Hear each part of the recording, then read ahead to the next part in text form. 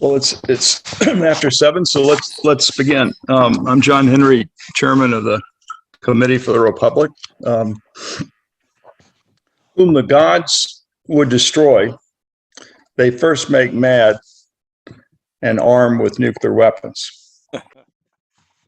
We may be approaching Armageddon with no limiting principle on the theory that because Putin is a killer and a war criminal who has brutally attacked Ukraine, the United States must do anything necessary to defeat the invasion.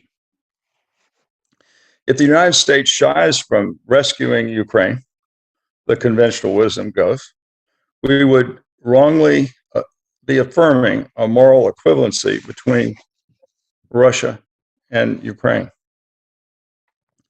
Now, neither Biden or Putin have made statements that rule out using nuclear weapons. To the contrary, in announcing his invasion, Putin barked, quote, to anyone who would consider interfering from the outside, if you do, you will face consequences greater than any you have faced in history.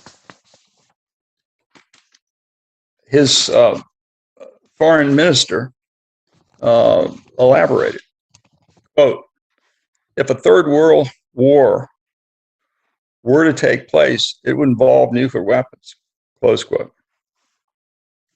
President Biden answered, quote, the United States will defend every inch of NATO territory with the full force of American power.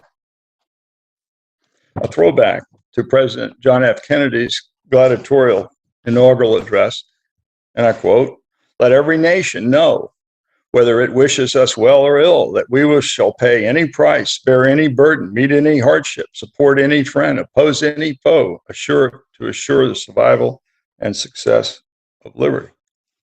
There and then, close quote, there and then, the Bay of Pigs and the Cuban Missile Crisis were born. Why didn't Biden simply state in lower octaves that America will honor its NATO obligations to cool rather than inflame the atmospherics? Isn't it reasonably likely that Putin will resort to nuclear weapons in Ukraine if thought required to prevent a humiliating defeat within Russia's traditional sphere of influence, which seems more plausible by the day because of Ukraine's formidable resistance? Soviet Premier Nikita Khrushchev risked nuclear war in 1962 over Cuba, well outside of Russia's sphere of influence. Ukrainian President Zelensky would assuredly plead for the United States to respond in kind. United States nuclear retaliation would trigger escalating nuclear exchanges, ending civilization as we know it.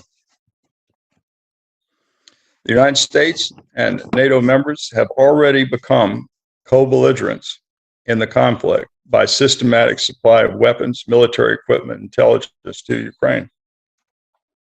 Under the rules of warfare, Putin would be in his rights to attack any and all co-belligerents with conventional or nuclear weapons. Secretary of State John Quincy Adams explained the perils of war purportedly to defend freedom abroad in his July 4th, 1821 address to Congress. And I quote, America knows well that once enlisting under other banners than our own, were they even the banners of foreign independence, she would involve herself beyond the power of extrication in all the wars of interest and intrigue, of individual avarice, envy, and ambition, which assume the colors and usurp the standard of freedom. The fundamental maxims of her policy would insensibly change from liberty to force. Close quote. Tonight's salon will explore whether nuclear weapons have antiquated or fortified the wisdom of the limiting principle of neutrality. We have 3 experts on nuclear weapons who will address our precarious situation. I will introduce them one at a time. MIT Professor Ted Postol is the committee's go-to expert on nuclear issues. Ted, it's all yours. Thank you. Thank you. I'm going to bring up my slides, since I will talk mostly from slides. And share screen.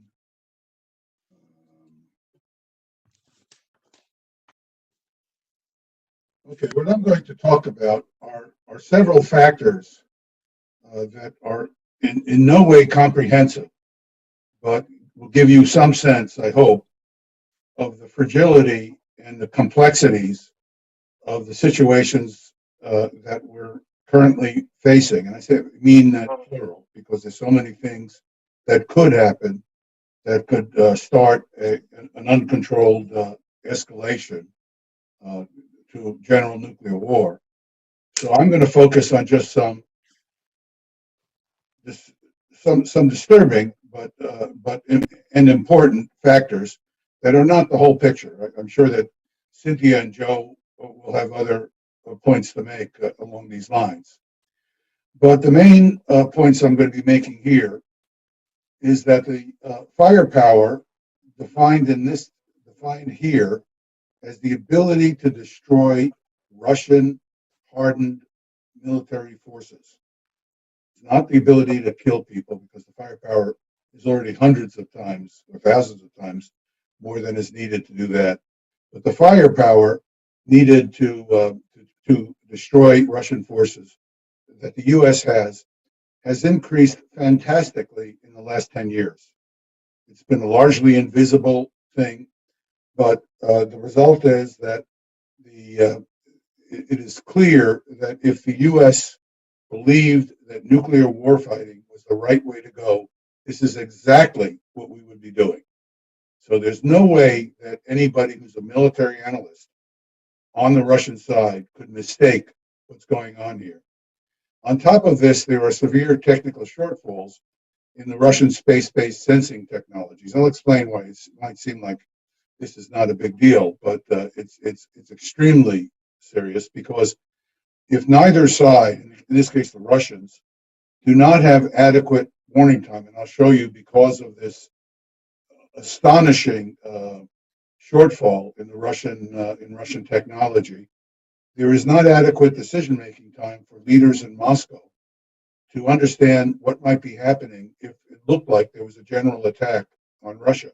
They would have no ability to assess the situation, no time.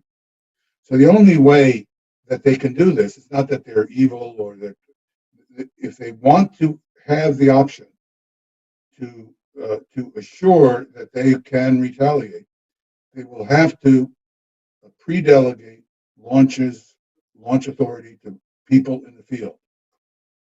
If you do that, you run the risk of a gigantic, spasmodic launch of all your nuclear forces. It's just the nature of the decision. So it's really a combination of the threat is increased substantially, and the early warning is sufficiently limited that the Russians have to have made pre-delegation decisions, which in effect is a doomsday posture. It's like a doomsday machine. So let me tell you a little bit how we discovered this, my colleagues and I at MIT. It was, we discovered this from a deep analysis of a false alert that occurred in January of 1995. I always call this the dog that didn't bark, because what happened is the Russians, this alert would not have occurred if the Russians had similar capability to ours. And you'll see very shortly what I mean, and I'll summarize in the end. What happened is there was can you see my cursor? People see it? Is the cursor observable? Nobody's saying. Yes, it is. There was a launch of a sounding rocket off Endow Island and in northwest corner of Norway. And it took 11 minutes to rise to about 1,300 kilometers altitude. And this caused an alert pretty much from the time of once the launch was 1 or 2 minutes into its after launch to apogee, to the highest altitude. And the question is, what would cause this Russian alert? Well, the launch occurred in the major nuclear attack corridor from Grand Forks and Malmstrom Air Force Base to Moscow. These early warning radars, these Russian early warning radars, would give Russians warning of this. Plus, incidentally, the radars would be looking toward the Atlantic. But keep in mind that the radars are line of sight. So as I'll show you, because they're line of sight, they can't see all kinds of things that are going on below the radar because of the curved Earth. So the concern was certainly, in fact, I have had this verified by two Russian generals, both of whom had been commanders of the Moscow Command Center at one time in their career, two different people. And the concern was that there could be a high altitude nuclear explosion that would have the purpose of blinding all of these radar systems by producing an ionized layer of air that would absorb all of the radio signals coming from the radar. So the radar would be as if you throw a blanket over the radar so it couldn't see beyond the blanket. And while this blanket is in place, you would be launching missiles, in the case of the United States, from Trident submarines. The Trident submarines are the most deadly and most accurate of U.S. weapons. People don't generally realize this. The land-based ICBMs are less accurate and less deadly than the submarine-launched ballistic missiles. So you would have this blanket over the radar, and they would not be able to see the incoming warheads. And the hope, which of course is crazy, is that you would delay decision making long enough that you could reach the ICBM fields of the enemy and of Russia and destroy these things before they can fly out against the United States. If it sounds crazy to you, you're right. It's just the logic of nuclear warfighting, which of course defies logic. So and I could talk a lot about that. Okay, so what did this tell us about the current Russian early warning predicament? Well, this gives you a sense of what the United States would see if there was a Russian launch at the United States from Russian ICBM. I'm not going to discuss this now because I'm going to come back to these two slides, this one being the other one. But this one is a very important slide because it's showing you that even if you have the radars not interfered with, if these are Russian radars, Moscow would have only 8 minutes, 7 to 8 minutes before, after warheads pass through the radar screen. Now, you have to keep in mind, it takes you a couple of minutes just to get a radar track, just to detect the objects and get a track. That doesn't mean the president knows about it. These are people in command center. These are military officers. The military officers have to look at them and say, do we want to wake up an angry president at 3 o'clock in the morning? So there's going to be some time between assessing this situation and then contacting the president. And by the time you do all this, there's going to be no time for the president to make decisions. I won't get into that in great detail, but I can if people want to. So basically, the Russians have no warning time, at least for leadership, to make decisions. So this all is due to the Russian satellite system, which, because of technical problems they have had, it looks, the satellites are on two kinds of orbits. A kind of orbit called the Molniya orbit, which is a 12-hour orbit, so it's a semi-synchronous. That is to say, every 2 orbits it takes 24 hours, and the satellites look toward the Earth and they look at a glancing angle. Now, the reason they look at a glancing angle is they're unable to see the bright plume of a rocket and powered flight against the Earth. The Earth is too complicated a background. They don't have that ability. It's again a long story. I can talk about it ad nauseum. But the fact is, they don't have that technology, and so very cleverly, given that they didn't have that technology, they went to what is called Earth limb viewing.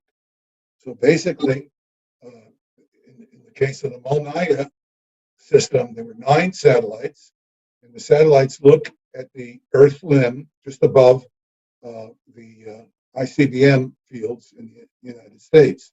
There's another satellite in geosynchronous orbit. Geosynchronous is defined as 24 hours, so the satellite always appears to be at the same location above the Earth. This is also Earth limb viewing at the field. So they have 2 different satellites doing it. This needs 9 satellites to have full coverage. There are only 3 in it today, so it's obviously not working. The geosynchronous is working if it's working. Let's put it that way. If it's able to do that job. All right. So what is the difference between U.S. Capability? The U.S. looks straight down at the Earth. That is a technological tour de force. It's not easy to do this because you have to subtract backgrounds. Basically, we have 3 satellites. There are actually 5 typically because we want to have spear satellites and we want to be able to move satellites into different locations. We try to do stereo viewing. But basically, there are 3 workhorse satellites. And we, if you want to see the areas that they see, one is typically at 70 degrees east. And here you can see it looks at a large area of the Earth because it can look down. And if you look at the 35 degrees west, you can see that 35 degrees west can look quite a large area of the Earth.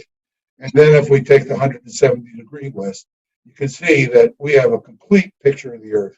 Plus, we have 2 other satellites that can give us even better viewing as we need it. And if we want to take a look at what the Russians can see, this is what they can see. So this is what we can see. And this is what the Russians can see. So if the Russians think that something's going on here in Endow that's preparation for a large-scale nuclear attack, they don't have a satellite that can look at the North Atlantic and say, oh, there's nothing happening in the North Atlantic. This is what got me started on this problem. I was sitting in a seminar with a very good friend of mine, colonel, Russian colonel, Valery Yaranovich, and unfortunately he's dead now, but a very fine man. And I remember asking him, why didn't you look into the North Atlantic and see that nothing was happening? We were having an argument about this. And he went white on me, and I realized that there was something wrong. The Russians have responded to this. I'm not going to spend any time. What's important about the Russian response is that they have essentially verified everything I'm saying. They have a different pick on it, and I give you you have the URL to the actual article, but we know that the Russians know. And all right, so I'm not going to go through these slides since I basically explained them, and I basically explained that there's no warning time. So the question is, and I've included this intentionally, because I don't think people realize how powerful these weapons are and how frighteningly dangerous they are. And so I'm actually going to tell you a few things about them. Not a lot, but I want to get your undivided attention with regard to what we're dealing with here.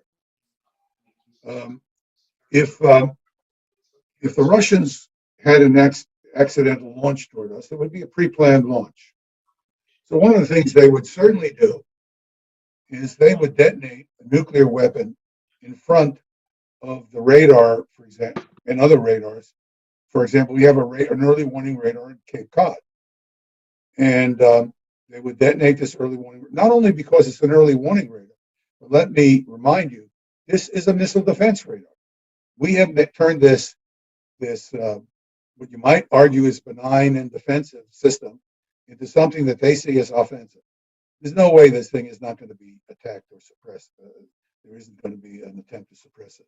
Just to give you a feel, this would have no destructive consequences for those of us in cities. But if you were in Washington, D.C., and this attack occurred at night, there's so much power in that weapon. The night sky would be lit up for minutes. This is 5 to 10 minutes. This is Honolulu after a similar kind of explosion occurred in 1962.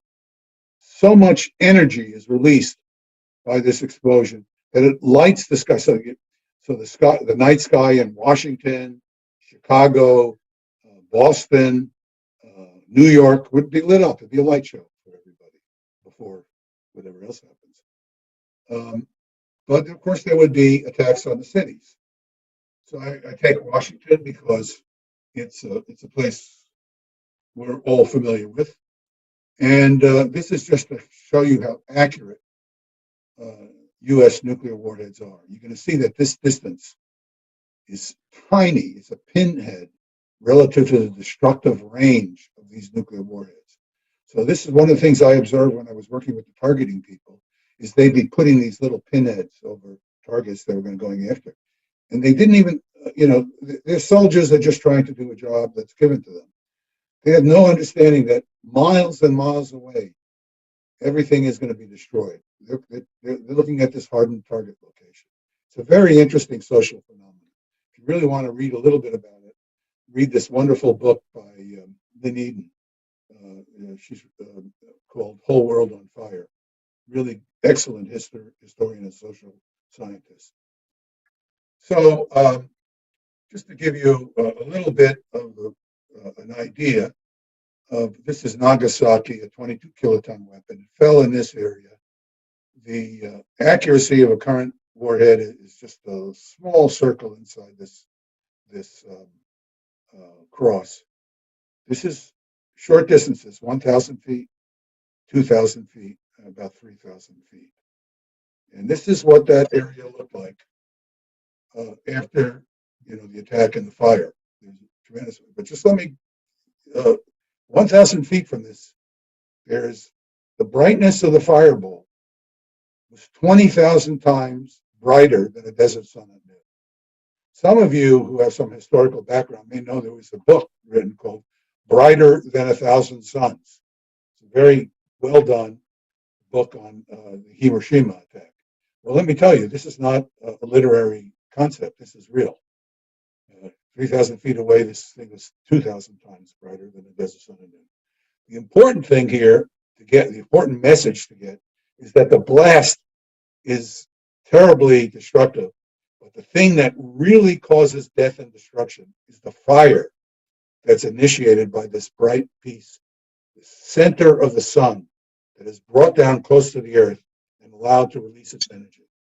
So if we look at a typical warhead detonation from a warhead typical of Russian warheads, there are about 1,000 warheads on this scale in the Russian ICBM arsenal.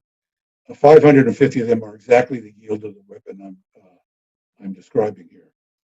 What would happen is, initially, you would get the nuclear weapon would release its energy in an extremely short interval of time, several hundreds of millions of seconds would be the peak energy output of the weapon.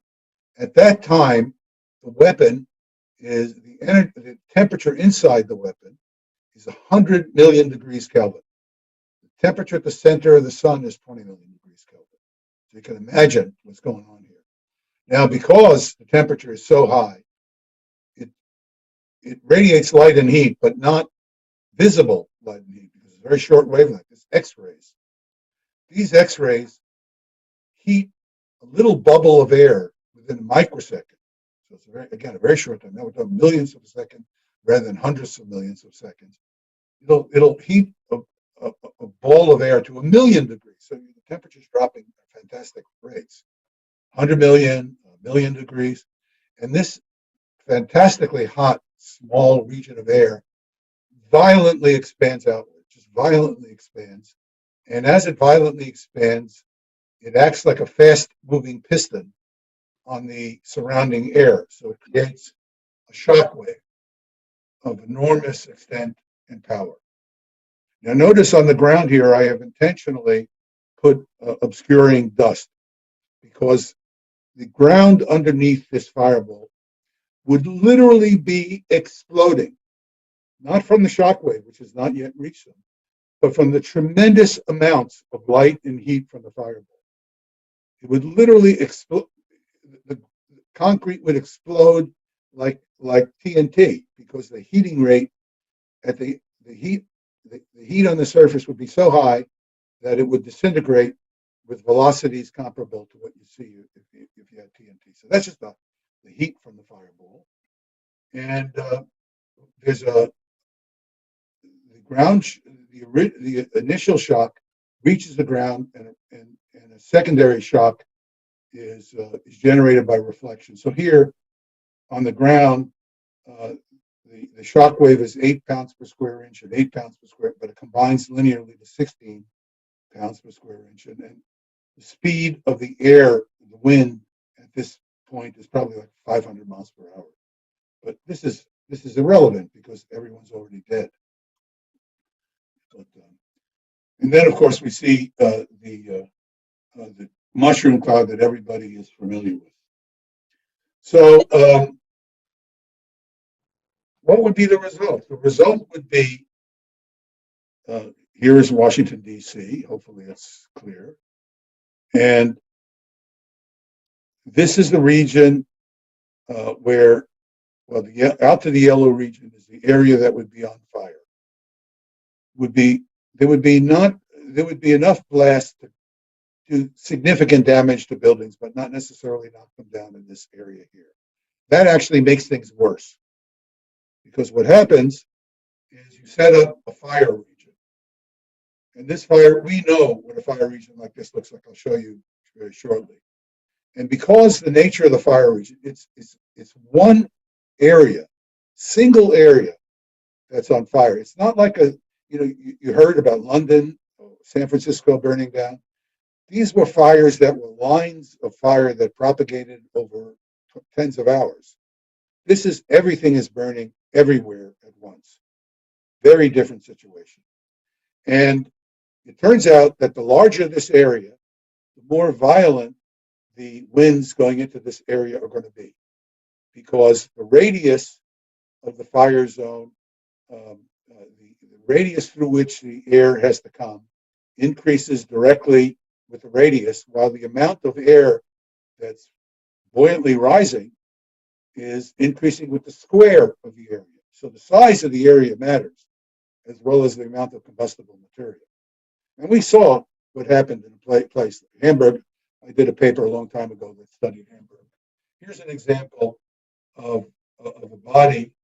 This man, there were hurricane force winds from the firestorm. There is such a thing as a firestorm. It really exists. Let's hope we never have to see one. And the fire winds were hurricane force. And the average air temperature of the winds were above the boiling point of water. So this poor victim decided that he couldn't sit in the shelters because the shelters were becoming too hot. They were becoming ovens. So he ran for his life and unfortunately died in the streets. His clothing has been burnt off. Those who stayed in the shelter looked like this. They were literally cooked to the point of being in charcoal. There's a very frightening description. I'm sorry, I'm losing there's an author who described this, where they took the bodies out and they disintegrated from further oxidation after they took them out of shelters. So this is what you're facing. And of course, this is only one situation. I'm not doing this just to be morbid. I want people to understand that this is not just getting our hair mussed, as the line in Dr. Strangelove would have you believe. So let me just summarize with some thoughts for debate. These are not answers. These are just thoughts that I hope Joe and Cynthia and others will add.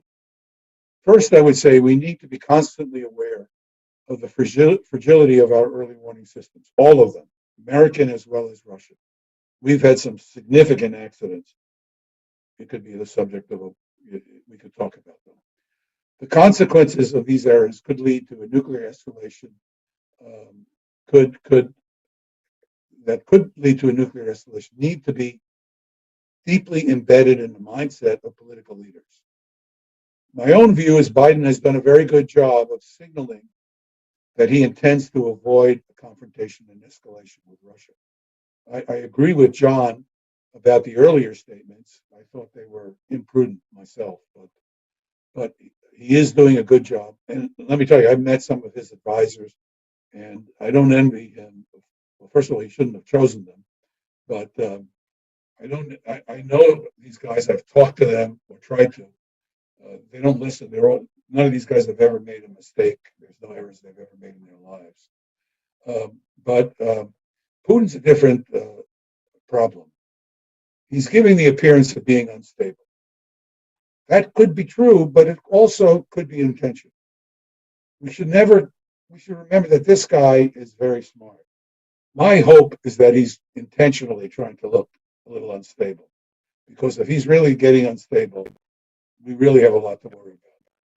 We really should not let assessments of the man's morality influence our thinking. We have to look at him coldly, just as he is looking at us. We have to try to understand him and try to do what we can to avoid an uncontrolled escalation. Hopefully, after this mess is over, and I hope we'll get through it, I think we will, we need to work very hard on cooperatively strengthening our information systems. And I mean, when I say ours, I mean Russia's too.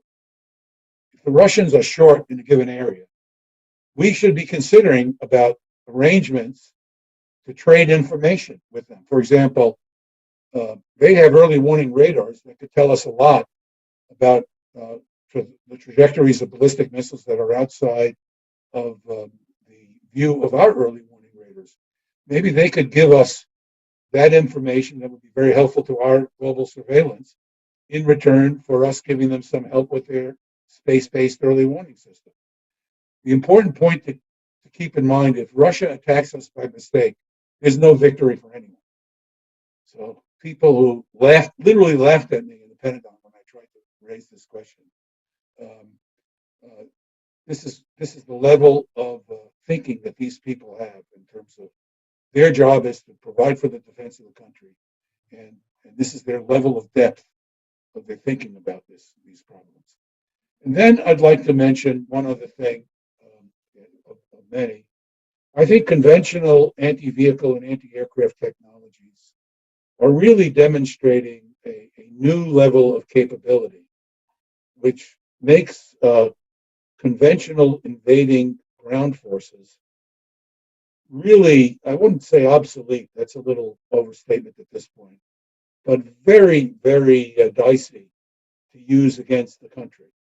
So, for example, if a country wants a military that is not so provocative because it doesn't have a lot of offensive projection capability, but also looks so tough that nobody's going to be attempting to invade them from their borders, there are ways of increasing the deterrence, conventional deterrence, against this kind of disaster. But it's got to be done with political skill. You can't turn, in my view, you can't turn a country into a military enemy when really the objective is to allow them to live in peace with their neighbors. But that's a discussion that we can have later, and I'm sure there are going to be many views on that. I'll stop here. Thank you.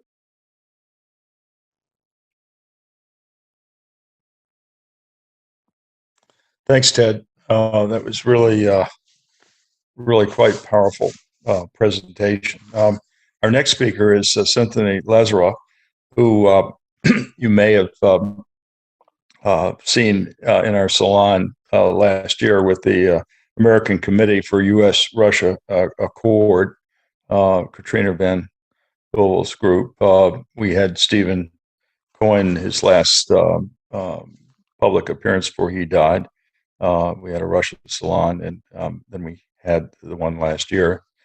And Cynthia is the expert with that group, and she is a nuclear activist. She majored in, she did Russian studies at Princeton. She's been to Russia. She's has a lot of, spent her whole career, documentary films, on and on. So, Cynthia, it's all yours. Thank you, John. I'm really honored to be here with you and Ted and Joe and everyone present today for this very urgent conversation. And I want to start by saying that I was already plenty worried about nuclear dangers and the risk of accidental nuclear war before Putin's threats and his brutal invasion of Ukraine. Like so many, when the Cold War came to an end, I thought I could stop worrying about nuclear war. But all of this changed for me in 2017 when I was producing a film and interviewed dozens of top experts in the US and Russia on nuclear dangers. Everyone awakened me to today's staggering nuclear danger. The two who had the greatest impact on me were our former US Secretary of Defense, William Perry, and former Soviet leader, Mikhail Gorbachev. Secretary Perry said to me that today we're at a greater risk of a nuclear catastrophe than we were during the Cold War, and that most people are blissfully unaware of this danger. He later said, "We are allowing ourselves to sleepwalk into another catastrophe. We must wake up." I came home from these interviews at the height of the fire and fury between Donald Trump and Kim Jong-un. And then I had my own personal nuclear wake-up call when I was one of over 1 million people across the islands who all got a message on our cell phones: ballistic missile threat inbound to Hawaii, seek immediate shelter. This is not a drill. After getting confirmation from a journalist that our county government was telling us to take shelter, I spent the next 38 minutes preparing my family to try to survive a nuclear attack. Thankfully, it was a false alarm. But this experience raises the ever-present risk of accidental nuclear war due to human or technical error, blunder, miscalculation, and mistake, a risk that dramatically increases in the fog of war. We cannot overstate the gravity of the moment we're in, a moment of extremely high tensions, in many ways more dangerous than the Cuban Missile Crisis, for a whole host of reasons, including new and destabilizing weapon systems, the risks of cyber attacks, increasing uncertainty around Russia's and NATO's red lines, to name just a few. As we've heard twice in the past month, Putin has threatened the possible use of nuclear weapons and ordered Russia's nuclear forces on high alert. And as John mentioned, Foreign Minister Lazaroff echoed Putin's threats when he said, quote, "A third world war, should it break out, would be nuclear and devastating," end quote. It's not alarmist to say that we could possibly be closer and more at risk of a nuclear war than ever before in our lifetime. This would be a civilization-ending event, the end of life as we know it.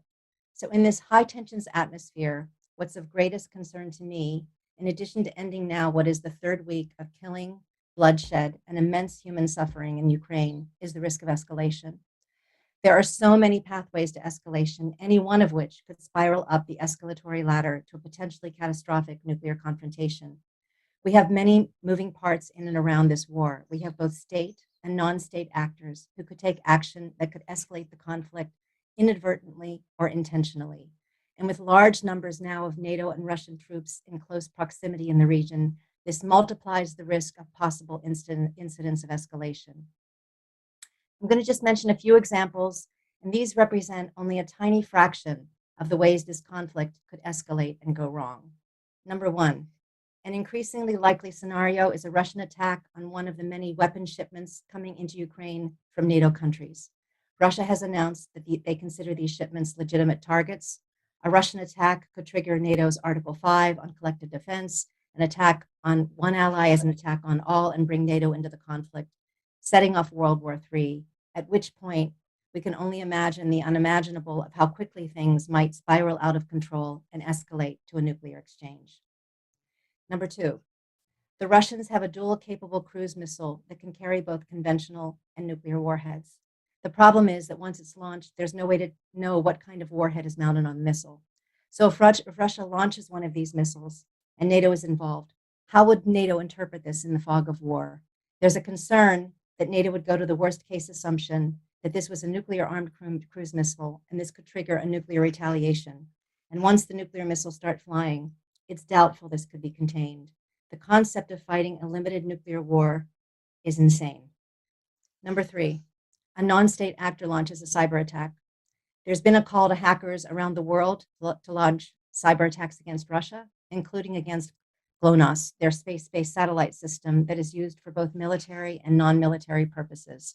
In a case like this, if the hackers are successful, there's no quick way to attribute the source of the hack, and it's the consensus that Russia would not try to determine whether this is a government or non-governmental actor in the fog of war, and would attribute the hack to a government actor and act accordingly. This could dangerously escalate the conflict. The probability may be low that these hackers can succeed at doing damage to a system like GLONASS, but the risk is not zero. Number 4, increasing the use of drones in this conflict. There was a report of a drone flying across the Ukrainian border carrying a bomb that crashed in Croatia, and it couldn't be determined whether it belonged to Ukrainian or Russian forces. There have been other reports of Russian drones flying over NATO airspace. As drone warfare increases with the potential loss for life, even if unintended, how will NATO respond? How will Russia respond? A 2020 Russia government paper mentioned that drones as potentially triggering Russia's nuclear red lines. Number 5, we have the ongoing risk of an accident resulting from further Russian attacks on Ukraine's 5 nuclear power plants. 2 of the 5, as we know, are now being held by Russian forces. A third looks like it soon might come under Russian attack.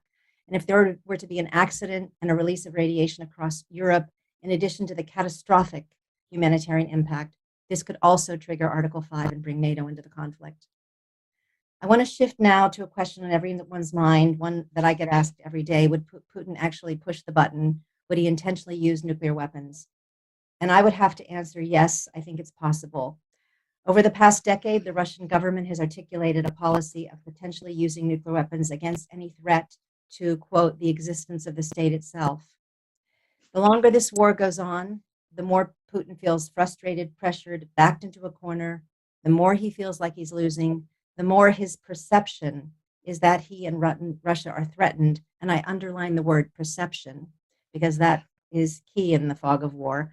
I think the more likely we could see an intentional escalation to nuclear use. It might start as a, quote, demonstration, a single launch into an uninhabited area like the Baltic Sea, or God forbid, on troops in Ukraine. How would the US and our NATO allies respond in this case? Nobody knows for sure. At this point, we have to work to find a way out of this before anything like this happens. So some recommendations for going forward right now. First, we need to redouble and refocus our efforts on diplomacy, dialogue, and negotiations to secure a ceasefire and stop the bloodshed. To achieve this, we're going to need to give Putin some diplomatic off-ramps in exchange for a ceasefire and the withdrawal of Russian troops. The wisest voices I look to in both Russia and the US say these would include neutrality for Ukraine, with, of course, guarantees for Ukrainian sovereignty and security, and the US and our NATO allies would need to specify what sanctions will be lifted in exchange for a ceasefire and withdrawal of Russian troops. The solution of the Donbass region and Crimea is going to take a lot of negotiation. Many suggest a possible return to Minsk II agreement. Going forward, should we survive this crisis, we have to make sure this never happens again. And as much as this might seem like a bridge too far in this moment, the only way to prevent one person or 9 nuclear-armed countries from holding the world hostage and unleashing nuclear Armageddon is to abolish, eliminate, and ban nuclear weapons. This is a planetary nuclear wake-up call. But even now, there are still too many sleepwalking. A Pew poll published this week showed that 35% of Americans favor US military action to support Ukraine, even if it risks a nuclear conflict with Russia. We clearly have a lot of work to do to advance nuclear literacy. If we survive, we will have another chance to get this right and move as quickly as possible toward the total elimination of nuclear weapons. And there's a treaty now that can help us get there. The Treaty on the Prohibition of Nuclear Weapons bans nuclear weapons. It was adopted by 122 countries at the UN in 2017. the organizers of a coalition under the umbrella of the International Campaign to Abolish Nuclear Weapons won the Nobel Peace Prize that year for this treaty. It's been ratified by 59 countries, and it entered into force last year. We need to get the rest of the world, including the 9 nuclear armed states, to sign on to this treaty. It's a moral and existential imperative. We don't have a moment to spare. Thank you. Thank you, Cynthia. Ted, you want to introduce Joe? Well, I guess it's a great pleasure to introduce Joe. I should say that I first met him when he was a senior staff member for John Conyers. And Joe single-handedly led the Congress to investigating the false claims about Patriots' performance in the Gulf War in 1991. So, and I sort of feel good about this opportunity to thank him for his government service on that particular. It was a fantastic, really fantastically effective and remarkably important contribution. Afterwards, I guess Joe was president of Plowshares, a foundation supporting more thoughtful and peace-oriented research and activities. And now I guess he's a senior member of the Quincy Institute, which I admire. Incidentally, Joe, you should know that I'm $1,000 a year donor. So, Wife isn't too bad either, you know. it's all my wife's money because I never made anything. It's my wife. Anyway, Joe, please go ahead. Thank you very much, Ted, for your kind remarks, and the feeling is mutual. As Ted said, we met when I was on the staff of the House Government Operations Committee doing investigations into defense contractors and things, and Ted was a star witness. He was absolutely fabulous. He came into the hearing we put on for the Patriot and just ate the hearing. He just took it over and dominated with the kind of presentation you just saw. I spent 10 years in the House getting classified briefings, 5 more on an advisory board for the State Department in recent years. And nobody gives as good a talk as Ted. He has a gift for presenting these deeply technological issues in ways that we can all understand. And you know there's a lot more behind this that he's just not saying. He's very economical in his use of words. I found myself in complete agreement with what Ted has to say and Cynthia's. So if you're looking for a debate among the panelists, that's probably not going to happen. But let me just sort of flush out some of the things that you've heard. And the reason we're talking about this is not to engage in terror porn, you know, or to scare people. This is real. As Cynthia said, we are closer to the use of nuclear weapons than at any time since the early 1980s, when the Plowshares Fund was started by Sally Lilienthal in San Francisco in 1981, when people thought that Leonid Brezhnev and Ronald Reagan were going to blow up the world. And we had a 1 million-person demonstration in Central Park. We had millions of people demonstrating in Europe over these policies. You could go back to the Cuban Missile Crisis, or before that, 54, to the Taiwan Straits crisis, when people thought about using nuclear weapons. But since then, you really haven't seen anything like this. And we have to talk about this so we understand the escalatory paths. You know, how could this develop, and then develop policies to make sure that we don't do that. So that's why we talk about this. There are more nuclear risks in this conflict than I've ever seen before. And they're sort of coming in from different vectors. First of all, you have the risks for the occupation and attacks on the Chernobyl nuclear site, now largely a radiological waste dump, but still highly dangerous. And then the nuclear power plant, Zaporizhzhia nuclear power plant, which has 6 operating reactors. Now I think most of them are in standby, but there's hot fuel there that has to be cared for and maintained. No one in the history of the nuclear age has ever attacked an operating nuclear power plant. No one has ever occupied this. No one has ever forced the staffs to work for what's now going on 2 weeks without a shift change, without contact to the outside world, without contact with their families. Nobody's ever cut off the electricity to a plant. I mean, there's just multiple ways that those two incidents all by themselves could be an unprecedented, well, we've had Chernobyl and Fukushima, 3 Mile Island, but could be a major nuclear catastrophe. Then you have the nuclear weapons threats on top of this. I take Putin seriously.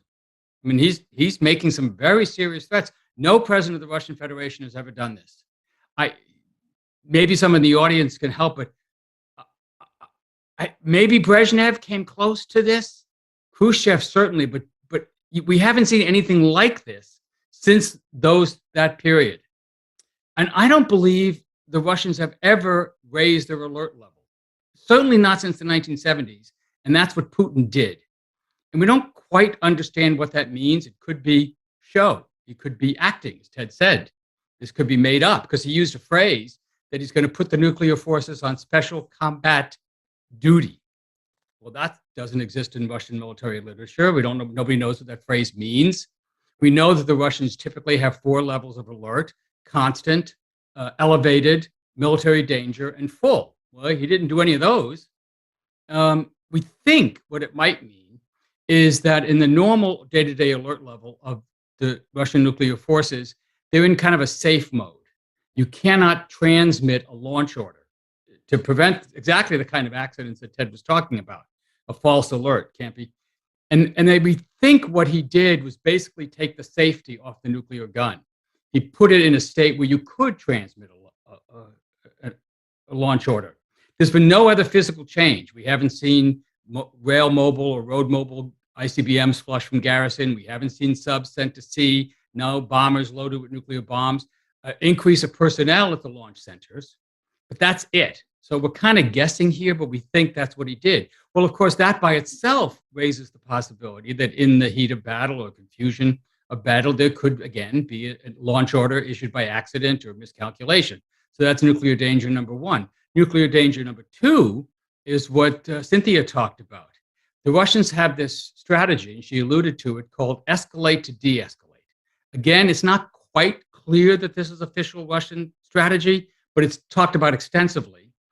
Nikolai Solkov has an article up at the Bulletin of Atomic Scientists now talking about it. Pavel Podvik is another author, expert in Geneva that talks about this. And what it basically means, it's kind of a twist on the old NATO doctrine. Remember, during the Cold War, and unfortunately many of us do remember during the Cold War, we thought that the Warsaw Pact was going to flood tank divisions through the Fulda Gap, and we couldn't deal with them. So we would use nuclear weapons first to kill those tank divisions.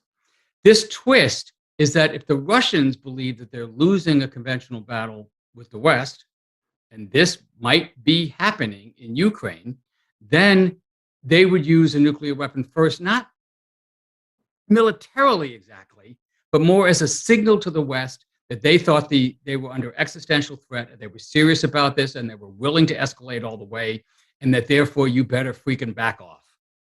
And it could be a demonstration shot, as Cynthia said. As Nikolai Salkov points out, it could be a long-range ballistic missile. It doesn't have to be a short range. The doctrine talks about this in different ways. And so it could be directed at a NATO military facility. So there's a number of possibilities here. And so you're worried about that doctrine being implemented. And the danger of that is that once you start a nuclear exchange, there's no clear termination point. You know, you're basically gambling because you don't know what the other side's going to do. And in many, many war games, the West answers exactly this kind of first use with its own first use, a bigger first use even. And then the other side answers, and then there you are. And then you escalating all the way to global thermonuclear war, not because anybody intends to do that, but because the logic of the escalation takes over and it just goes. You know, so, and this comes up because right now in Washington, you see basically 2 camps. And I hate to do this because I hate people who point out the 2 extremes and then place themselves in the middle as they're the only reasonable person. But that is what I'm about to do. So yeah, Cynthia, you're laughing. You know that trick. Oh, the left says this, the right says this, but me, reasonable expert, I say this. So in this case, wait, did I just lose somebody? I'm viewing Gene Rack's screen at the moment. Okay, there we go. We're back. You see a whole bunch of people, and mainly on the right, but not exclusively on the right. A lot of centrists are saying the same thing, who want to go all in right now, who want NATO forces in Ukraine. Some of that is just baiting. They're baiting Biden for being too weak, and that's the standard Republican line. He's weak, he's weak, he's weak. He hasn't been strong enough. No matter what he does, it's never enough, right? And you see this on the nuclear side. There's been 2 hearings on nuclear forces in the Senate and the House in recent weeks. And what do the commanders say? We need more. This shows we need more nuclear weapons. We need everything we asked for plus. And it looks like Congress is ready to do this, because this is what happens in Washington. In a war situation, everybody just piles on the weapons. So you have people saying we should go in and we should call Putin's bluff, that he's bluffing. He won't do that. Well, you feeling lucky, punk? Is that what you think is going to happen? If you're a gambler at the table and you call somebody's bluff and you lose the hand. You could lose the planet if you call his bluff and you are wrong. You are wrong. Now, he might be bluffing, right? But we don't know. So that's the risk. On the other side, you see a bunch of people who are saying a pox on both your houses. We shouldn't be in this war at all.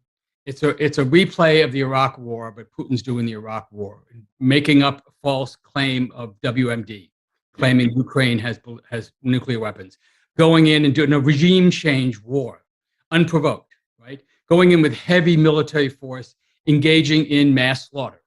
We've done that. That's basically what we did in Iraq, not in the beginning, but over the extended period of that war, and for a good part, in parts of Afghanistan, we did that. But for me, and so therefore they say U.S. and Russia are equal to blame here, or maybe even the U.S. is more to blame because we broke the rules. We set the conditions of this over the last 20 years with our global war on terror. Oh, and by the way, in the 1990s, with our NATO expansion and the brutal, neoliberal, ultra-capitalist doctrines we imposed on Russia that basically handed over the state industries to a group of men who became oligarchs and allowed the formation of this autocrat. All of that is true. That criticism is true. The Iraq War was wrong. NATO expansion was wrong, at least the way we handled it. The economic policies were wrong. But that doesn't justify what Putin is doing now. And what Einstein taught us is that everything is relative. And everything is relative for this war. Putin's war does have a lot in common with what we did in Iraq, except for our position in this. We're not doing it. We're on the defending side of this. We're on the defending side of this unjust war. And what Biden is trying to do is give the Ukrainian people the tools they need to resist this war. And I think he's doing a very good job. And he's holding back from all these demands to do more. And he's trying to balance it by assuring the NATO allies who are never satisfied with, are never assured enough. You can never assure the NATO allies enough of U.S. intentions to come to their defense. Assure them that we got their back, that they don't have to worry, don't do anything provocative. We will defend, as he said, every inch of NATO territory. So that's the balancing act he's doing. So how do we handle this right now? Basically, I think you have to stay the course because we're in this unprecedented, a word you hear a lot, unprecedented situation where we are basically trying to meet a military attack, a military offense with a diplomatic and economic and political counteroffensive, the sanctions, the unity of the NATO alliance, trying to rally the world. That's why we're talking to Venezuela. That's why we're talking to China. That's why we're talking to Switzerland. Switzerland, as you know, for the first time in its history, has committed military aid to Ukraine. These guys were neutral in the war against the Nazis, but they're not neutral here. Because they understand the stakes. You cannot let Putin win this war. But you can't let him lose either. Right? Cynthia, exactly where you were going. Because if he's backed into a corner, and if you're a homicidal megalomaniac, and you think you're the state and you're all that matters, and if you lose this war, you lose your power and maybe your life, then you do escalate. It's not just because of the doctrine, it's because of the way you think you have to go. And you're the one at the poker table now. And you're losing, and you just bet the house. And you bet the West will back down. So you've got to find a diplomatic off-ramp. So you got to do these two things at once. Give the Ukrainian people what they need so they don't lose. So you reduce the slaughter. So you prevent the Russians from advancing and doing what they want to do, which is completely occupy Ukraine, put in a puppet government, and run it. And you give time for these sanctions to take hold. The ruble is crashing. Russia may very soon default on its debt. They can't do international business in the world. There are 400 major companies operating in Russia. All but 33 have pulled out. We didn't make them pull out. They're doing it. So you see the effectiveness of this unity, our greatest asset, of this unified approach. And that's what's working, and that's what we have to do. And we have to avoid the tendency to draw red lines. If Putin uses chlorine gas, and I bet he will, I think he's replaying his Syria playbook, and they use chlorine gas, heavier than air. It goes down into the shelters. It kills people in the shelters. You got to avoid going in. And as much as some people over here are going to say you have to, no, the people over here are going to say you have to go in. You just can't. You can't have U.S. and Russian forces engaged in direct combat, because that will be, as Biden has pointed out, that will be World War III. We will go.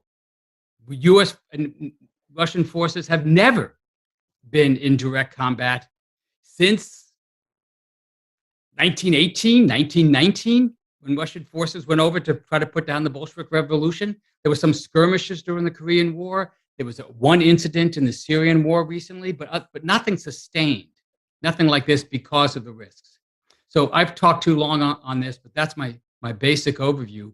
It's basically stay the course, avoid escalations, don't do something that would give Putin a pretense to escalate. And if you're going to defeat him on the battlefield, make sure you're opening a diplomatic door to get him out of the corner we're backing him into. Thanks, Joe.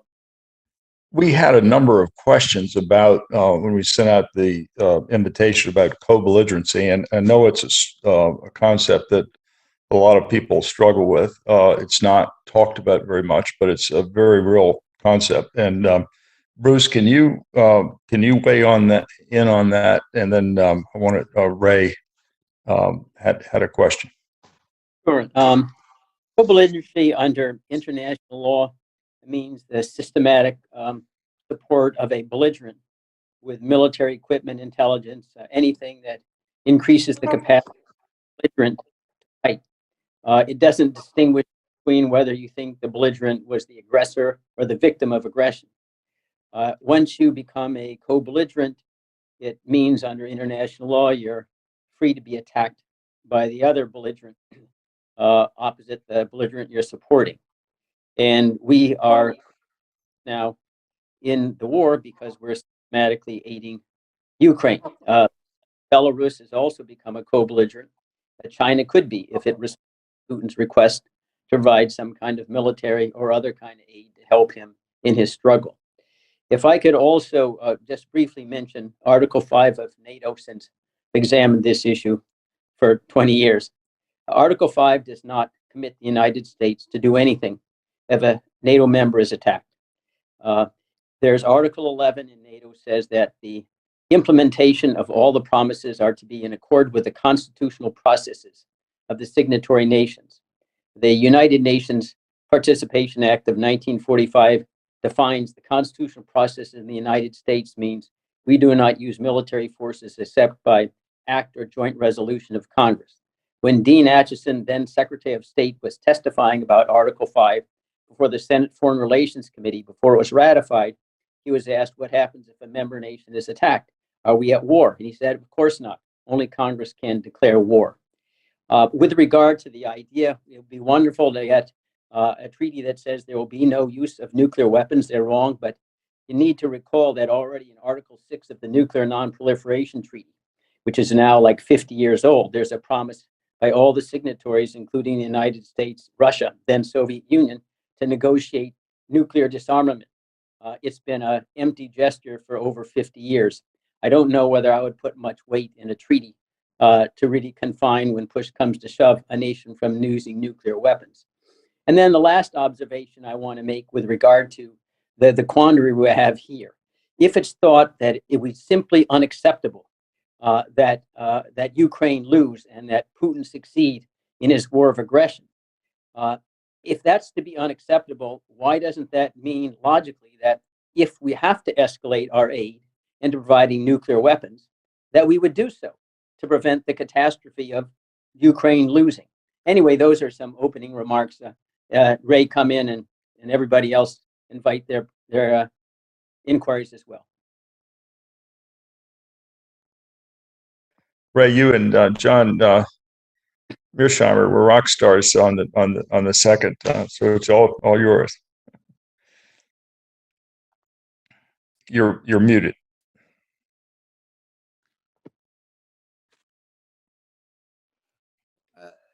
Mr. Postol, I have something to say to you from the Irish ambassador.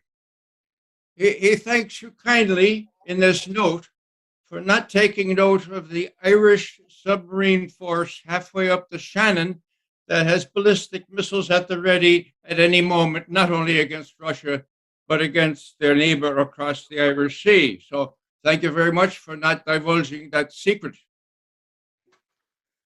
On a more serious note, first thing, I have a couple of questions, but one is about chlorine gas. As you know, lots of people are raising the possibility that the Russians might use gas, like the Syrians did, like the Syrian government did, and I put that in quotes because we have the expert on this. Ted, would you like to comment on chlorine gas and how people blame other people for doing what they are responsible for doing? Quite honestly, I haven't studied the incidents where chlorine gas was supposedly used, except for the case of Duma. And there, I would have to say that the Organization for the Prohibition of Chemical Weapons, their report was overtly non-scientific.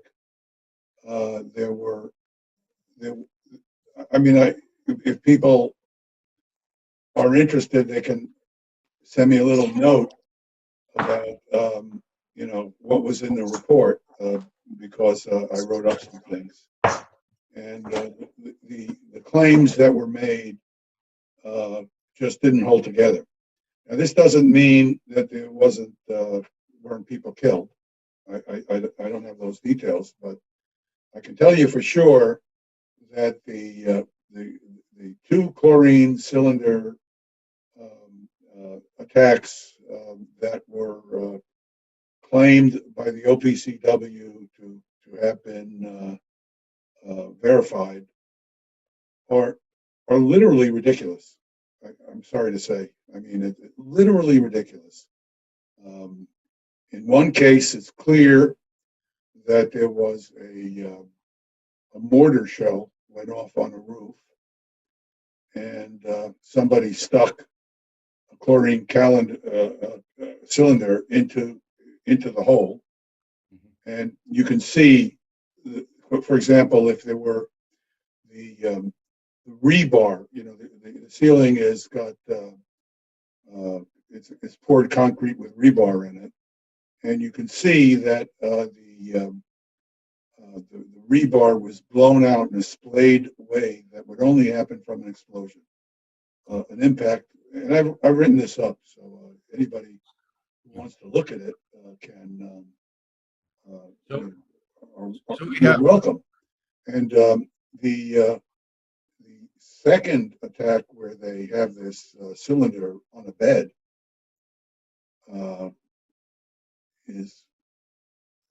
defies all the laws of physics, because the cylinder, according to the OPCW, hit this roof parallel to the roof. Incidentally, the size of the hole in the roof was smaller than the length of the cylinder. I have this all worked out, there's this guy Wiseman at University of London, Goldsmiths College, and I filed a complaint for academic misconduct against him because none of his diagrams were accurate, and I'm happy to share it. So there's plenty of false flag attempts in this. This is the only attack that I have looked at, but I can tell you for sure that everything in this situation was staged. I can't tell you whether or not people were killed because it looks like people may have been killed in order to make a case. Right. But it was a windfall in anti-Syrian, and now it looks like people are getting ready to blame Russia for a chemical attack, and even the defense, the Minister of Defense of Russia said on the 21st of December, in addressing all his generals and admirals, that there are 120 U.S. contractors with chemical agent in Donbass. So this is very bizarre because he included it in the State of the Armed Forces speech. So what I'm saying is, do you see any reason why Russia at this point would resort to chemical weapons, or is it more likely to be a false flag attack such as we've seen in Syria? I don't see the value of using chemical weapons in a situation like the Russians are in, but that doesn't mean, who knows what rationality is. But I do think there's an issue which most people are going to recoil from, but I want to put it on the table. I do think that the United States, Great Britain, France, and Germany have taken over the leadership of the UN, and they are, I have abundant evidence of this. I can show you the reports of the OPCW. They would not pass a laugh test among competent scientists. It's exactly.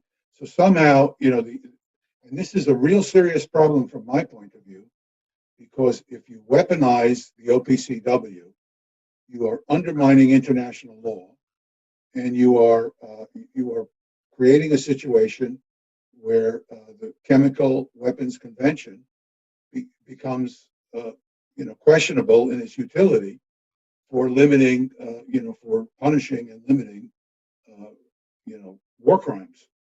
And it's like spitting in the wind bringing this up. But I can tell you that if you thought the analysis I just gave you has any merit, I can show you other analysis that has equal merit. That's all I can say. One last point. It's the point I'd like to make because it goes directly to the chief concern here. Putin was asked after he won his last election. It was a week after. He was riding high. He was asked by a reporter, Mr. Putin, you care about human civilization, okay? Now, if the Americans launch a nuclear attack on Russia, are you going to destroy the rest of the world? Russia's already gone in that situation. Are you going to retaliate and destroy the rest of the world too?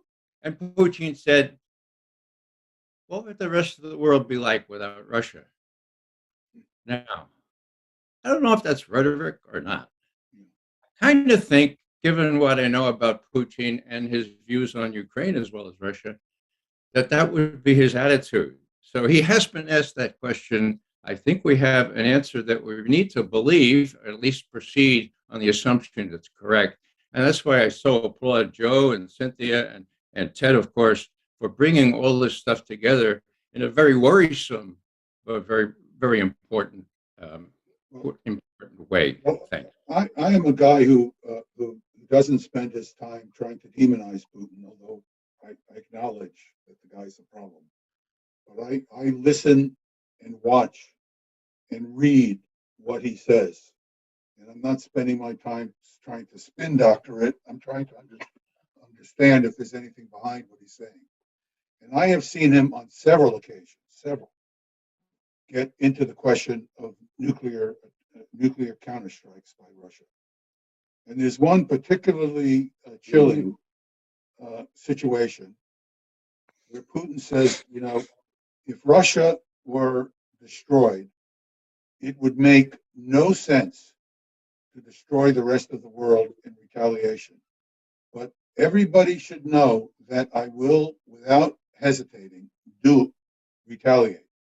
Because I don't want anybody to think that they could ever get away with attacking Russia and with nuclear weapons. Now, whether this is real or not, I can't say, but that's a very chilling and well thought out statement because he actually says, it would be pointless. I know it would be pointless. I know it would just result in more death, in untold death and destruction.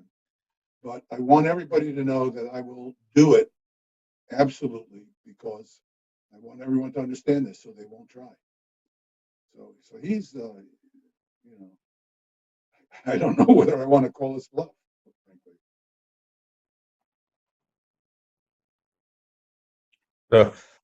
Mr. Waters, would you like to say something? Fuck me. Can you hear me or not? Yeah. Oh, Are you in England or? No, I'm not. I'm in New York City. I'm sitting here in my recording studio in front of. Look at the artwork. I love the artwork. By the way, I'm going to get out of the way for a minute. This was done by some friends of mine in Brazil. They're called Os Geminos, and they painted one of my pigs a few years ago. And I love this particularly so much. It's sort of the bombs are Mickey Mouse, but they've also got, well, you can see what they've got on them. Oh, except you can't. It's a mirror image because it's on the thing. It's actually USSA, so it's a Nazi thing turned around. And I sort of like that, but that's neither here nor there. What is here or there is that we sit here chatting to one another, and I've been sitting here the whole time listening to all you fine gentlemen and all of your work. Well, not all of you, obviously, but a number of you. I know what you've written. I've heard what you've said. I get it. Blah, blah, blah. I think it is a generic and gestalt problem that there's probably about 10 people watching this. I'm being silly. It might be 100, it might be 200, it might be 1,000, it might be 3,000. I've no idea, but it needs to be 100 million people watching this in order for, in order for our voice to swell into a choir in harmony, to break through the boneheaded nature of, well, I live in the United States, so it's not very difficult to describe to you what the boneheaded nature is of most of the other people who live in the United States of America. They are very, very dense and boneheaded, most of them, not all of them, obviously. Not to mention Ireland. What about that prick Bono and his ridiculous poem? And what about that idiot Nancy Pelosi reading it out at some, public function? It sort of does make you want to tear your fucking hair out and go, what is wrong with these Egypts? I actually posted a tweet earlier this evening while we were engaged in this to that effect. I know I'm rambling, but I'm rambling because I care about the Ukrainian people. And I am desperate that somebody in the US government, hopefully even Joe Biden or Anthony Blinken, comes to their fucking senses and brokers peace. Because it's right there in front of them. All they have to do is get up on their hind legs. And as my mother, I always talk about my mother. When I was a kid, like 13 years old, and I was trying to figure something out. I was upset about something, and she sat me down And she went, now listen, Roger, she said, all through your life, there are going to be difficult questions and difficult times and difficult things to figure out, and so on. So when that happens, my advice to you is do the research. I'm pointing to Theodore Tolstoy now because he's done a lot of the research for me in my life. All that stuff in Syria about chemical attack, and I'm not just talking about Duma. It goes back and back. Anyway, when you've done the research, you will have done all the heavy lifting. Okay. By all means, talk to people from all kinds of different points of view, get every view on whatever it might be, and blah, blah, blah. When you've done that, the hard work is over. After that, do the right thing. I wish my old mother was alive to go into the fucking Oval Office and tell Joe Biden, Joe, do the right thing. The right thing is to stop the war in Ukraine, and you could do it tomorrow morning. In the view of this humble bass playing Brit, it wouldn't be difficult. All you have to do is stop pouring gasoline on the fire and sending weapons and blah blah and doing all that, and do it. And just it's there. Everybody knows that the deal is there to be made. It's a neutral Ukraine. It's a this, that, and the other. But it's so obvious. Just do it. But you have to agree. Zelensky's not going to be able to do it on his own because he is your puppet. There's nothing autonomous about the government of the Ukraine. I'm beginning to meander a bit now. Well, Roger, thank you for weighing in on neutrality. Bob Randolph, you, I know you wanted to say something. We have others.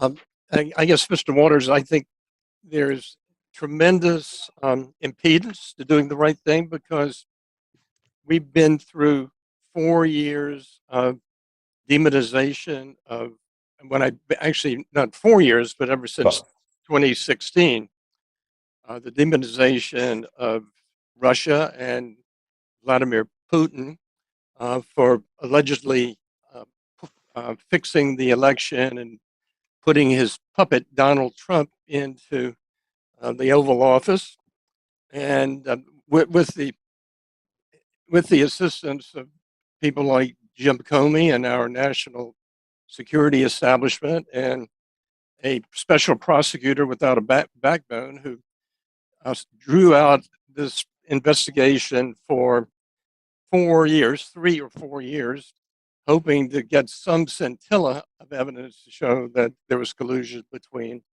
Russia and Donald Trump. Unfortunately, 45% of Americans still believe that Putin stole the election and put his puppet into the Oval Office. And the war party is in high hysteria. You've got dupes like Adam Kinzinger and Lindsey Graham calling for the assassination of Vladimir Putin. And of course, you're right, Zelensky is a puppet. And I think the war party and the military industrial complex are going to make billions out of this, and there is no reason to stop it. And there is a huge neocon element in the country who believe that we can bleed Putin like Reagan bled the Soviet Union in the 1980s by keeping this thing going. So I'm very pessimistic that in spite of the brilliant expositions we've had from our speakers, that we can get Joe Biden to get off his ass and actually do something. Thank you. Just let me come in just for a second, because it brings me back to the point that I made when I picked up the microphone, which is how many people are watching this program and listening to these wise voices, and you are wise voices. Very, very few. So I might be dragging the conversation away from nuclear weapons. Not that I intend to. I marched from fucking Aldermaston to Trafalgar Square and listened to Bertrand Russell and Canon Collins when I was a I was still a bloody teenager back in 1960 or whenever. So I don't want to drag the conversation away Well, necessarily from the well, public. Roger, I think you hit the nail on the head. From my point of view, and the purpose of the Committee for Republic is to have a general conversation, and we had exchanges. Joe and I had a bunch of exchanges, which I thought were really helpful in helping me clarify my thinking. Because for me, I don't think you can have your cake and eat it too. I think you have to decide what our interest is, and I think our paramount interest is to avoid nuclear war. And if you are as scared about, if you're concerned about that, and you have nuclear literacy, then and all our speakers have nuclear literacy, then basically I think it takes you to neutrality. And Joe works for has the institute that takes John Quincy Adams' name. And John Quincy Adams articulated better than anyone has in human history the reason, the logic of neutrality. So I think we've got a big educational job to do. But for me, I don't think you can say I want to get off the nuclear ramp, and then say you support co-belligerency. We're in a state of war with Russia. In legal terms, we're in a state of war. We're a co-belligerent, and we've been there before. We did this for 2.5 years in World War I. We supplied arms to England and France. At least they paid for them. But and a lot of people did well on our end. But that led to a declaration of war in April 1917. So the Germans attacked the shipping of these weapons, and they were under international law. So it's not a moral. There's no moral judge. Who strikes first doesn't really matter. When you're in a state of war, whoever does it, and then if you work with one side rather than the other, you put yourself in that state of war. And we weren't in a state of war. The weapons that we gave to Ukraine did not put us in a state of war until Putin invaded. So it's been 3 weeks now. We've been a co-belligerent. We weren't a co-belligerent before. And these concepts are difficult. The reason they're not talked about, I think, is because it's very uncomfortable to talk about it in those terms, because it takes us off our moral high horse, and it's counter to our Old Testament foreign policy of chosen people narrative of good guys and bad guys, and we've got a bad case of that. And we've had it for 100 years, Ed Hughes sent me a very intelligent, he was probing on what is our position. There is no committee position on anything other than the war power, but we haven't taken a position on this particular issue. But you were asking, Ed, about we've got all these congressionally passed statutes on arms sales. And does that mean that everybody we give arms to puts us in a co-belligerent position? The answer is no. We can give arms to anybody as long as they're not fighting. But once they start fighting, we become a co-belligerent. Does that answer your question, Ed, or have I stated your question? No, quite rightly. I think Bruce addressed it quite fully. I just still have the question that supposing, let's say, Salvador invades Honduras, and let's say Guatemala decides to come to the aid of Honduras. So in that situation, then Guatemala would be a co-belligerent with Honduras, even though they did nothing except try to help the defense of the country. I just have a trouble understanding how you become a co-belligerent merely by helping somebody defend themselves against an invasion. I guess is what it comes down to. That's one part of the question. And the other part of the question is, does the fact that Congress is appropriating the monies in any way diminish the violation of the War Powers Act. And apparently, if I understand Mr. Fine correctly, it doesn't. So, In fact, the War Powers Act says that Congress is to authorize any state of belligerence whatsoever. It must make express reference to the War Powers Act. That yes, this is an exception. That has the president able to go to war. Now, in the circumstance that you, yeah, if Guatemala comes to Honduras aid, it's co-belligerent. But there may be many circumstances. I think that you're not necessarily conceiving where there's quite a debate as to who the aggressor and who the victim is. You're just postulating for your hypothetical. Well, there was absolutely no provocation for X and Y. Neutrality gets around that problem by saying if you're neutral, provide any arms to either side. It doesn't involve any evaluation of who's the good guy or the bad guy. That's just the way the law of neutrality works. And I can't resist offering this observation as well. There's been, I think, an underlying assumption that the United States national security interests are in doing anything that's necessary to prevent Putin from succeeding here. That we would be in some potential threat, the world would become unglued if Putin was successful. I don't think that's self-evident. Putin annexed Crimea in 2014. The world didn't end. I don't know whether it in fact strengthened Putin. He spent a staggering amount of money trying to build land bridges and propping up an albatross economy. Even the Donbass that he's occupied or de facto really has that strengthened Putin and threat to our national security. So I don't think that there's been a demonstration in my mind that we would somehow confront an existential threat or impair our sovereignty, impair our security in a material way. If Putin happened to conquer Ukraine in the short run, he probably would end up with a headache like the Soviets did in Eastern and Central Europe with East Germany and Hungary and Czechoslovakia and constant revolt. And then they went bankrupt trying to subsidize these economies that wouldn't work. And that seems to me a question that I don't think that this particular session has an opportunity to debate. Ray, you get one more bite at the apple. Do you have anything? You're still on mute. You're muted. It automatically does that. My wife would like to have a mute button for me. I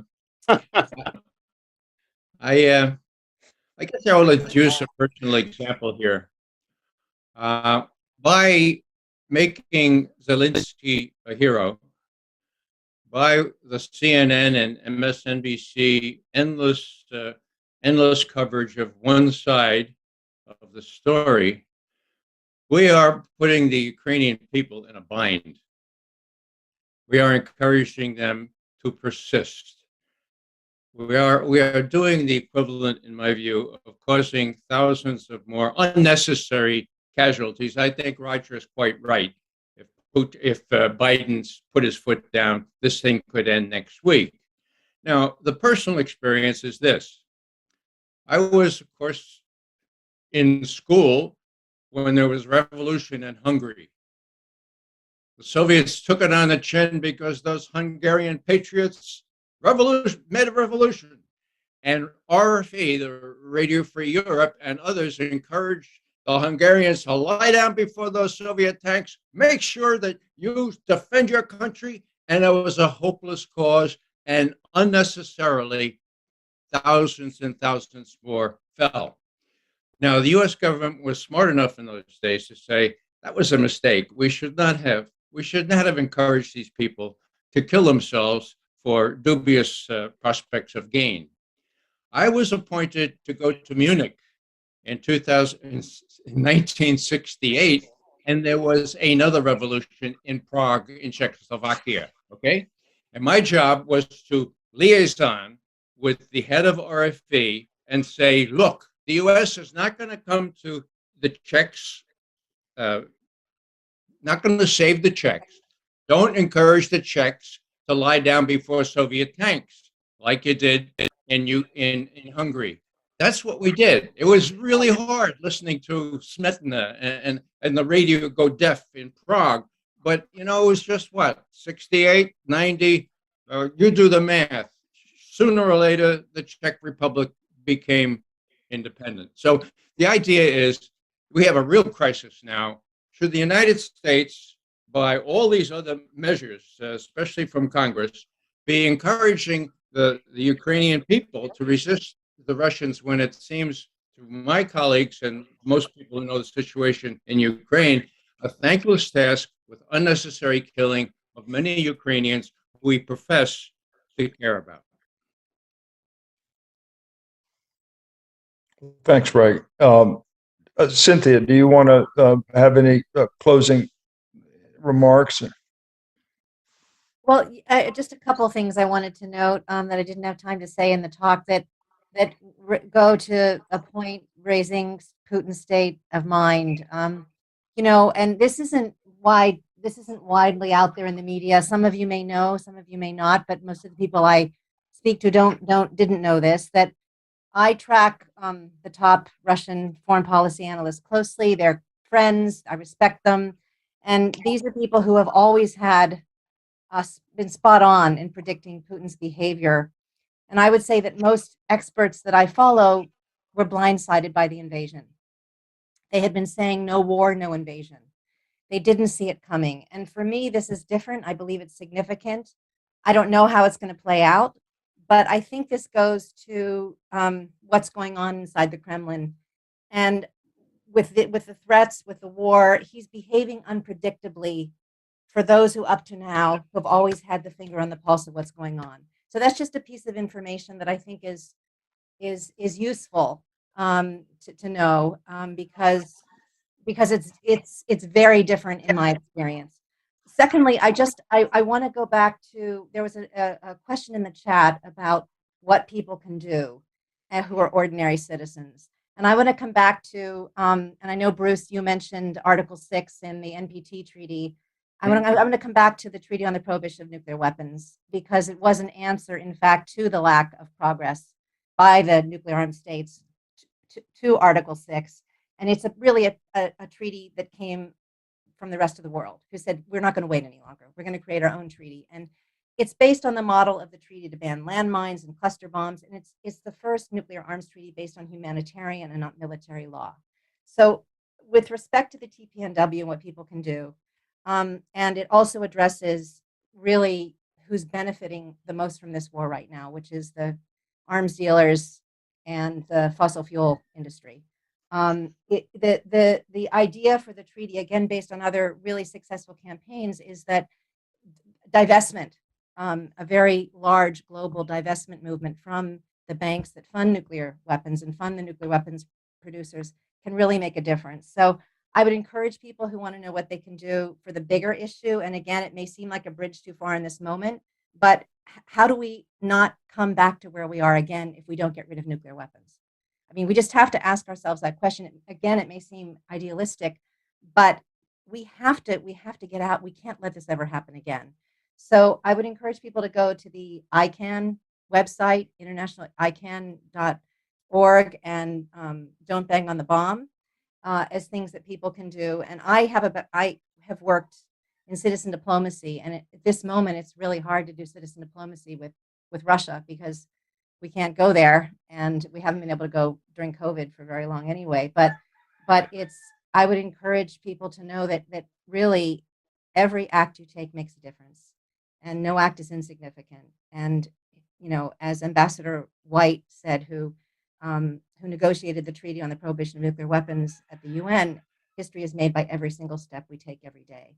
So I want to leave people with those thoughts. I think that we really all can make a difference. And this seems like a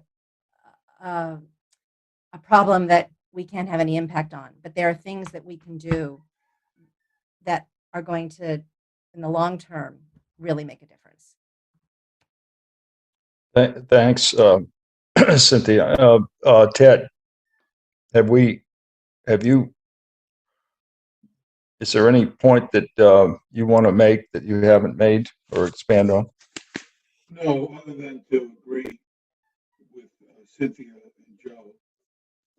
But I also, to state it in my own way, is my grave concern is that we will not reflect on what has happened here and how we got to this point. And we will just go pointing fingers at everyone. I mean, you point fingers at Biden, you can point fingers at Putin, there's a political system that is not responding to the tremendous danger that these weapons pose. And you can't get anybody to take a step forward at least from what I can see. I've spent 30 years of my career talking to Russians who are no doubt would have been part of the West if we treated them differently. No doubt at all that Russia would have been a great contributor to the West if we had treated them differently. And I couldn't get anybody in the American system to lift one finger toward addressing these serious problems. That's not much more to say. Thank you. Well, guess why? It interferes with the bottom line. I know I unmuted myself, but that's why. It interferes with their ability to make profits for the ruling class. I know I'm going a bit like weird and kind of worker power here, but that's why. It interferes with the machine that creates profits for the oligarchs and the ruling class. I'll shut up now. Yeah, well, Walter, Mr. Walters, both parties are bought by the military-industrial complex, right? And so the military contractors have 5 lobbyists for every have 2 lobbyists for every congressman, and the big banks, 2 big failed banks, have 5. Now, does that mean that the big banks are more powerful than because they have more lobbyists? So we can give it to you either way. You can have crony capitalism naked with the banks, or you can have it wrapped in the flag with the military contractors. We can give it to you either way. Well, And it's not a subject. It's not a subject of political competition. That's why the Committee for Republic is here, because we go where the silence is loudest, and we talk about what the 2 parties won't talk about. Okay. Well, I would rather go with neither of those 2 alternatives if it was left to me. I tell you why. Because I love my brothers and sisters, and I don't want to see them consumed in a nuclear holocaust that we've been talking about today. And I love my brothers and sisters in the Ukraine as well, and I don't want to see them fed as cannon fodder into the grocer's mincemeat machine, which is what is happening right now. So, I don't want to take up more time than is necessary, but I think it's really important. For me, it's really important to say that here in this forum with all these really good speakers and people who've spoken to Russia. I can't remember the last time I spoke to a Russian. Maybe Roman Abramovich in St. Bart's. What a prick he was, in my view. But I mean, that's neither here nor there. Okay. Well, Anyway, Joe, do you we want you to, do you want to say something? Yeah. I would. Could I have, I don't know, 30 minutes? Okay, so fine. Let me be real short. First, thank you very much for letting me come and speak. I find myself in strong disagreement with some of the comments I just heard, and it especially gives me pain to disagree with Roger Waters, whose music I have enjoyed for more years than either he or I would like to mention. But I really do think we're in a different historical moment than many of you seem to think. I strongly oppose the Iraq War, the occupation of Iraq. I mean, I'm with some of you, John. I think I'm with you and Stephen Kinzer. I trace the original sin back to 1898, when we started our policy of basically imperialism and going out and conquering other lands in the name of liberation. But we're in a moment now where there's actually a greater danger than our own military-industrial complex. I think we're in a united front period where we have to unite with conservatives, with our own government, to oppose a greater danger. And that greater danger is Vladimir Putin's autocracy and the axis of autocrats that he's building. These people, this is very serious. And I'd have to disagree with Ray. We are not making Zelensky a hero. He is making himself a hero. I don't think any of us would do what he's doing. He's one of the rare leaders who has risen to the moment in this, and his leading and rallying his nation. And I'm sorry, Roger and others, we're not feeding the Ukrainians into a war machine. They are defending their country. We're not making them do this. Everyone thought it would fold, that this would be over in 5 days, like Putin's invasion of Georgia. They are begging us for arms, begging us for assistance, and we are giving them some of what they're doing, hesitant to give them everything they want because it would mean this greater war. So I really do think we have to break with this anti-imperialist mindset that sees the U.S. as running the show, as responsible for this. We're not. I disagree that Biden can snap his fingers and make a peace. Putin doesn't want peace. He wants Ukraine. He's not about to settle. And the only way he's going to settle is if he can't win. And that is the point where we got to be ready with the diplomatic off-ramp. And I believe with all my heart, as much as I disagree with the military budget that Biden is putting forth, as much as I disagree with his nuclear posture, they are trying. They are beating on every door to find people who will be intermediaries. They are talking to the Chinese. Their whole foreign policy was oriented to oppose China, to make a pivot to Asia. They are trying to get the Chinese to intervene, to isolate Putin, and to broker an agreement.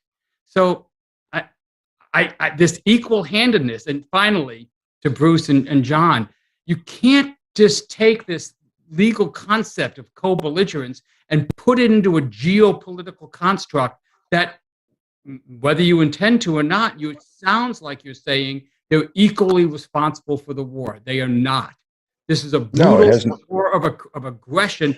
Putin is slaughtering Ukrainians, and you don't like Biden's tone. I mean, No. there's no equivalency here, and I'm begging you to understand what the main danger is, so that we can defeat that, and then deal with So, Joe, government. we really enjoyed the differences here, and because I think that's the way we get to things. And so I think, Montaigne said it all, and Montaigne says there are only two things that you should be worried about in life, only two. And the one is what you don't know, and the second is what you believe to be true, which turns out not to be true. And the latter is really a subset of the former. And if you're wrong, Joe, okay, and you think you can have your cake and eat it too, you think we can not do neutrality, we know we can get a deal. If we go for neutrality, we back off this NATO expansion, we do neutrality, they're going to, Crimea is a fact of life, and these two regions that and break off, that's the deal. It's neutrality, and the deal's on the table, and if we don't do that, and you're wrong, and we're all dead, then this foreign policy group that you have so much confidence in the White House now, that they will have made the worst foreign policy decision in the history of the world. And that's a risk. That's Let the Ray risk. speak. I want to hear Ray McGovern. And I do too. Well, Wait. thanks, Roger. Don, let me Comment on this equivalency thing. Joe, you mentioned Iraq, and you compared it to what's going on in Ukraine. And in Iraq, the big difference, of course, was Iraq was absolutely zero threat to the United States of America.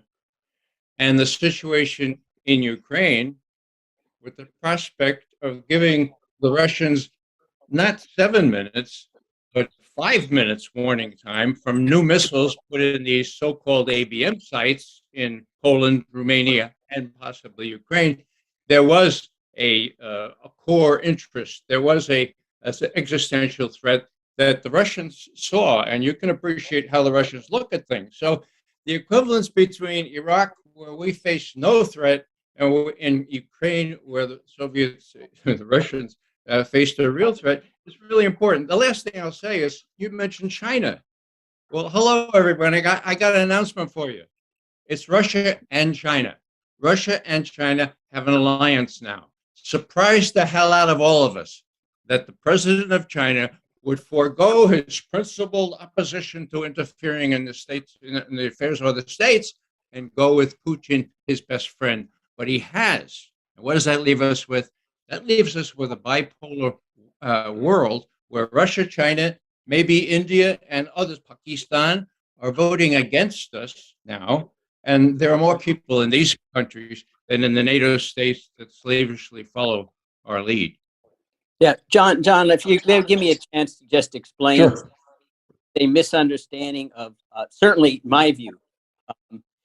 It's not at all to suggest moral equivalency between Putin and Zelensky, to suggest that our position should be neutrality. When John Quincy Adams said we don't go abroad in search of monsters to destroy, he didn't insinuate that we're no aggressors and victims of aggression abroad. He says that it's in the best national security interest of the United States to stay neutral unless we ourselves are attacked and are responding in self-defense.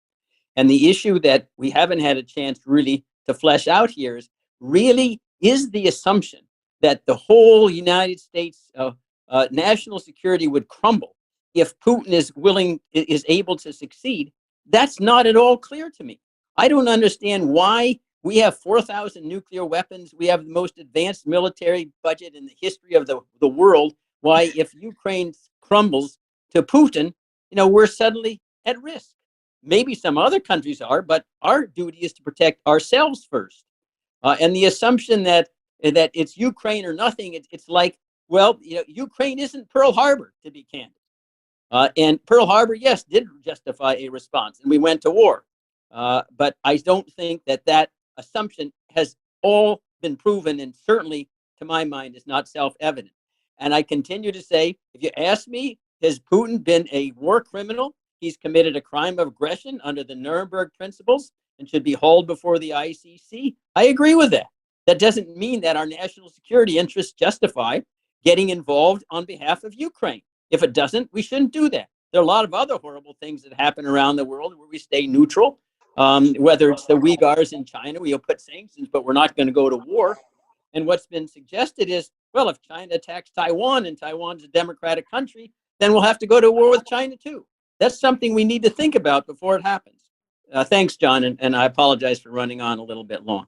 This is, we've gone longer than we're half an hour over our limit here. So this is, I guess that is an indication of how important these issues are. And so I think we've had a very spirited discussion tonight, and we'll have more. But this is our second salon. We have a salon next week on the reserve currency, and Warren Coates, who's here tonight, is going to lead that, and we're going to be getting into how the reserve currency underwrites our ability to borrow $30 trillion and have this massive military spending, which puts us where we are.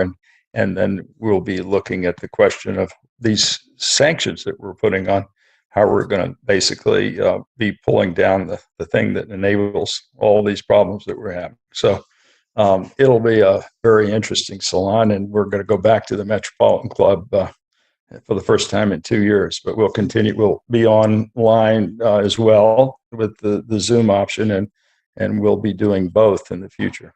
So thank you, everyone. The panelists were great. Thank you, Joe. Thank you, Cynthia. Thank you, Ted. Everyone. Thanks. Thank you, John.